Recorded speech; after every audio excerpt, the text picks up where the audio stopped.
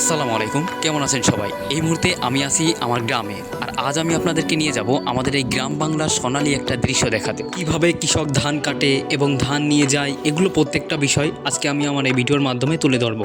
তাহলে বন্ধুরা চলুন দেরি না করে এই পরিশ্রম আর আনন্দের গল্পটি আপনাদের দেখাই।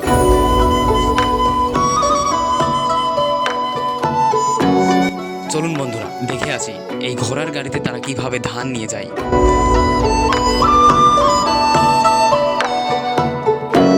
একটু খেয়াল করলে দেখতে পাবেন কেউ কেউ আবার মাথায় করে নিয়ে যাচ্ছে ধানের আটি।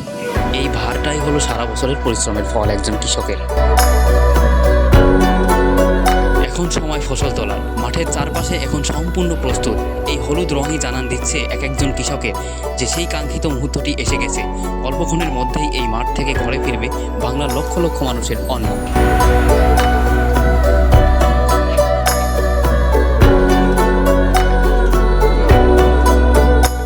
বন্ধুরা, এই ছিল গ্রাম বাংলার ধান কাটার এক ঝলক।